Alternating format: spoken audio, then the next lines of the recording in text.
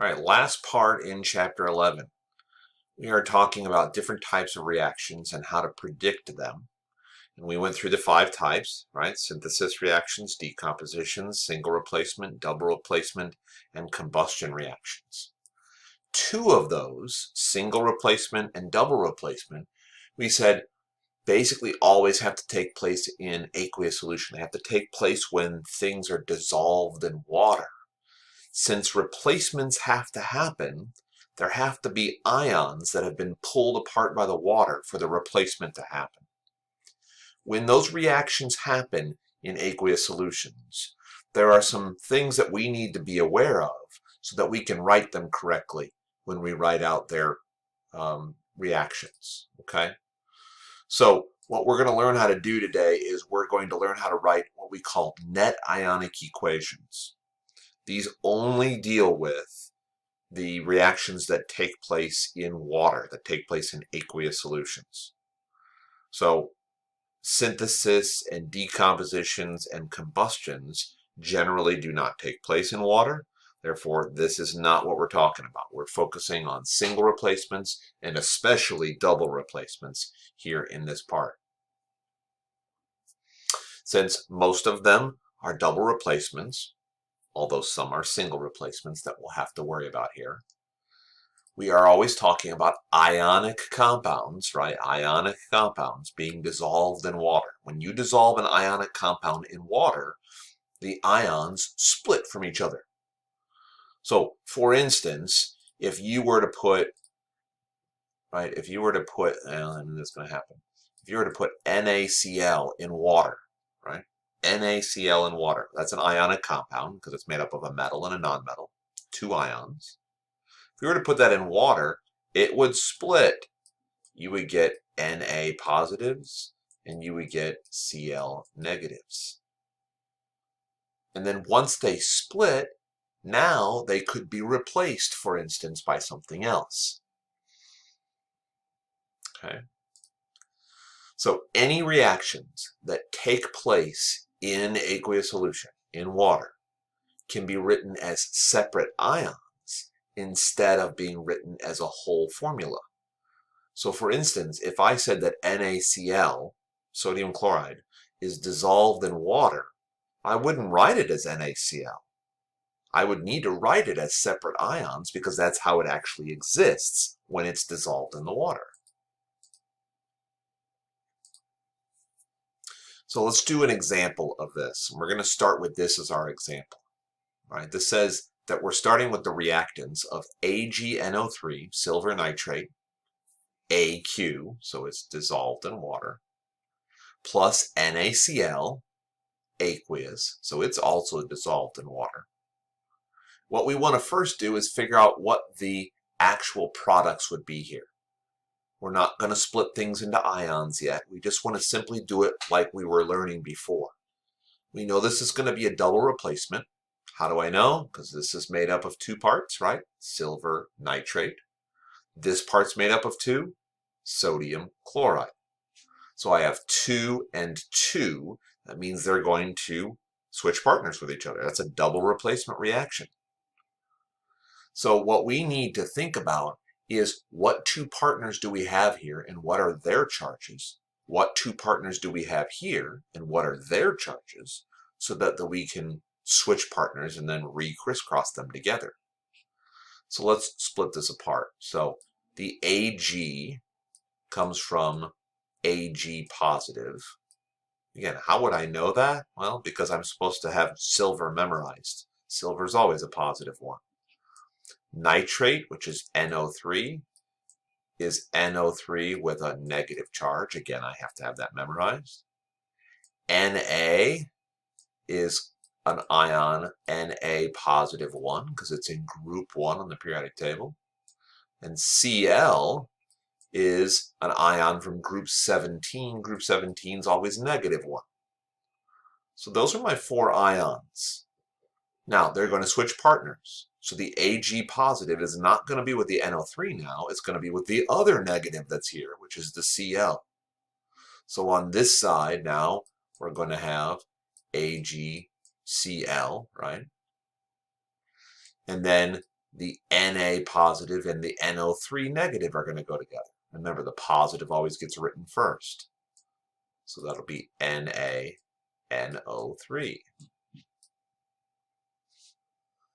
Now remember, what do we have to do at this point? We have to balance this. We have to make sure it's balanced. So do we have one Ag on both sides? Yep. We have one N, one N. We have one Na, one Na. We have one Cl, we have one Cl. We have three Os, and we have three Os. Oh, cool. Everything's balanced. That was easy to balance.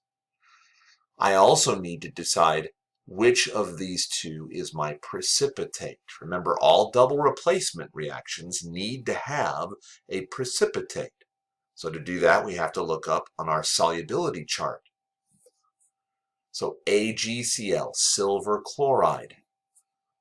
So if you look on your solubility chart and you look through the rules on your solubility chart, you realize that chlorides are usually soluble, except, and silver is one of the exceptions. So silver chloride is not soluble. That's going to be our precipitate, which is a solid. Now I should check the other one just to make sure. It's probably not going to be a precipitate, but I need to make sure anyways. So this one is sodium nitrate. So if I look up the rules on the solubility chart, the very first rule there says that the sodium is in group 1. All group 1 ion compounds are always soluble. So sodium nitrate is soluble. That means that it stays aqueous. All of that is stuff that we have learned how to do up till now. But there's a problem with writing it out this way. The problem with writing it out this way is that everything that is aqueous technically doesn't exist as a full formula like this. It should be split into separate ions, kind of like I drew up here. So what we're going to do here is I'm going to go through, I'm going to erase this for a second, and I'm going to show you how we should be writing this. Okay. So there's what we ended up with, right, on the other side. But let's take the aqueous ones, the ones that are listed as aqueous, and let's write them separately in ion form. We're going to call this a full ionic equation. So I'm going to write this entire thing out again, except this time, anything that's listed as aqueous, I'm now going to split into its separate ions. So instead of writing this as AgNO3, I'm going to list the Ag positives and the NO3 negatives separately from each other. Because again, when they're dissolved in water, ions get pulled apart. They get dissociated from each other. The same thing's going to happen to the NaCl. Since it was listed as aqueous, it's going to be split into its two separate ions. We're going to have to do the same thing on the other side of our equation here. But since this is a solid, it's not dissolved in water, right? It was insoluble, so it's not dissolved in water. Therefore, we're going to keep it together because the ions did not get pulled apart. They came together to form a solid. So I'm going to leave the AgCl together. But then the NaNO3 was listed as aqueous, so we're going to split that one apart. Now, once you have this all written out as what we call a full ionic equation, we suddenly notice something. We notice that there are a couple of things on both sides of this equation that are exactly the same. Like, for instance, there's an NO3 negative aqueous on the left. There's an NO3 negative aqueous on the right. In other words, NO3 negative, the nitrate, did not change. It was a nitrate dissolved in water, and it turned into a nitrate dissolved in water. It didn't do anything. Neither did the Na positive, right? The sodium ion here was dissolved in water. And then when we got done, it was still just dissolved in water. It was exactly the same. It didn't change. A chemical reaction is supposed to show a change. If there are things that are not changing, why are we writing them? So we're going to simplify this by canceling out anything that's exactly the same on both sides. So we're going to take that equation from above, and now we're going to go ahead and cancel out all of the NAs and NO3s because they didn't change at all. But we didn't cancel out the AGs and CLs because they started off as separate ions, but we determined on the other side that they come together to form a solid, right? So we have what's left over here, the Ag positive, the Cl negative turning into AgCl solid. What's left over is called our net ionic equation. The net is what's left over, right? Like for instance, if you look on your paycheck from your job, your net pay is after they've taken all the taxes and everything else out that they take out of your pay. That's what's left over. So the net ionic equation is what really happened here. Did the NO3 and the Na play any part as to what happened here? No, they just stayed dissolved the entire time. They were pretty useless. That's why we call them the spectator ions. Okay? We call them spectator ions because all they did is just kind of floated around and watched everything else happen. They watched the Ags and the Cls come together to form that silver chloride precipitate. And just like spectators at a sporting event, right? If you're sitting or standing in the stands at a football game or a baseball game or a soccer game or something like that, and you're cheering on your team, you might think that you're the reason why they win a game because you're cheering them on. But in the end, you don't really do anything. You're not the one that played the game. You're the spectator. So those ions are not really that important to us, and so we cancel them out. So every time we work with an aqueous solution, that would be in double replacements and usually in single replacements also, we need to go through and cancel out any spectator ions that are there that are not doing anything. So all equations that you write, whether it be a complete regular equation or a full ionic equation where all the ions are showing, or a net ionic equation after you've canceled everything out, everything must be balanced. And usually if you balance the very first one and you continue on with that, it'll stay balanced through the rest of them. Should we do another one of those? I think so, right? I think that'd be a good idea. Let's try one more of those. So once again, this beginning simply gives you the reactants of the reaction. This is saying that we have some sodium sulfate dissolved in water plus some barium nitrate dissolved in water. We want to know, what do we form? So we're going to write this out in three ways. We're first going to write out what does this equation look like as a regular chemical equation. Then we're going to split all the aqueous up into their separate ions, and we're going to write a full ionic equation where all the ions are showing. Then we're going to cancel out the spectator ions that are on both sides that didn't change, and we're going to write what's left over. That's going to be our net ionic equation. All right, so let's do this. Na2SO4 aqueous plus BaNO3 aqueous. I can see this is going to be a double replacement. Sodium sulfate, that's made up of two things. Barium nitrate, that's made up of two things. So if I have two things and two things, they're going to switch partners with each other. That's a double replacement. So what I need to do is I need to look at the original ion charges for all four of these ions so I know how to crisscross with each other. So we'll start with the Na, right? So the Na here comes from Na positive, right? Oops, Na positive. How do I know that? Because again, Na is in group 1 on the periodic table, so it's always positive 1. Does it matter that there's two of them here? Well, not right now. Later on when we balance, we'll have to keep track of that too. But Na doesn't naturally have a 2 on it, right? It's just called sodium, Na. The rest of this is a polyatomic ion, right? SO4, that whole group is known as a sulfate. Sulfates are SO4 -2 charge. In fact, that's why there's a 2 here by the Na. It's because of that 2 that was here. All right, let's do these two. Ba is barium. Barium is in group 2 on the periodic table. Therefore, it's +2. NO3 is a polyatomic ion known as nitrate. Nitrate is always NO3 with a -1 charge. So now I have to switch partners.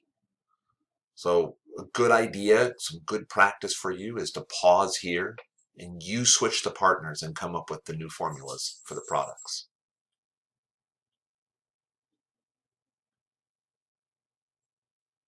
All right, hopefully you had a chance to do that on your own.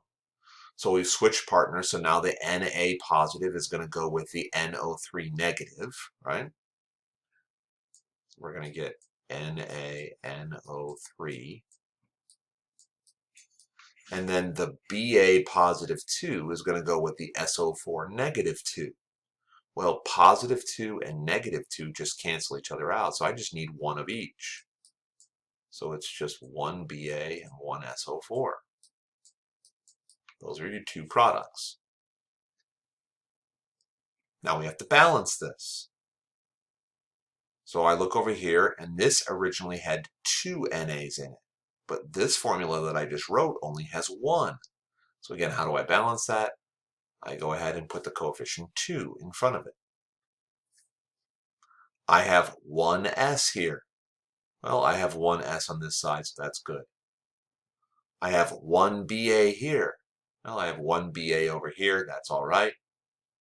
I have 2 N's, right? There's 2 N's here. Well, since I put a 2 over here in front of this entire formula, that means I have 2 N's here. And then I need to check my O's. I have 4 O's in Na2SO4, so I have 4 O's here, plus another 6 right here. So 6 and 4 makes 10. So on this side, I have 2 times 3 makes 6, plus 4 more here makes 10. So that 2 was the only thing that I needed to balance with. And then the last thing is I got to look these up on the solubility chart. Remember, the solubility chart is something you can use anytime you want to. You don't have to memorize it. So NaNO3 is sodium nitrate. So I look up on the solubility chart. Sodium is in group 1. The very first rule says all group 1 ions are soluble. So this thing must be soluble. That's aqueous. BaSO4, that's barium sulfate. If you look up on the solubility chart, right, barium sulfate is insoluble. Okay, barium sulfate is insoluble. So that means this is my precipitate. That's my solid. Now, once again, this is all really messy. I'm going to show you the cleaner version, the typed out version, and then we'll go from there. So the complete balanced equation looks like this, right? And we determined that that was our aqueous one, the AQ, and this was our solid because it was the precipitate. But now what we're going to do is anything that's listed as aqueous, right? So this one's aqueous, and this one is aqueous. We're going to split those up into their separate ions. So now I want to write a full ionic equation. So I'm going to split these two up. So I have Na positives. How many? 2 of them. I have an SO4, which is -2. I have a Ba, which is +2. I have 2 NO3 negatives. On this side, I have two Na positives. This 2 also goes for the NO3 negatives. And then finally, I leave the BaSO4 alone. I leave that together because it's my precipitate. It's my solid. It's the one that doesn't dissolve. Once you get to this point, you can now see that there are ions on both sides of this equation that are exactly the same. The Na positives did not change. The NO3 negatives did not change. Cancel those out. Whatever's left must be your net ionic equation. Right? And this is the most important part. When we write out double replacements, and this also works for single replacements, when we write out a net ionic equation, we're showing what really matters. We've gotten rid of all the extra ions that are there, but they're not really doing anything. Okay, it's not like the Na positive isn't there. It's there. It's just not doing anything. So we don't need to spend time writing it down. That's the point of this. So we need to get used to, for any time we see a double replacement or a single replacement reaction, we need to get used to getting rid of and canceling out spectator ions and writing just the net ionic equation. Okay.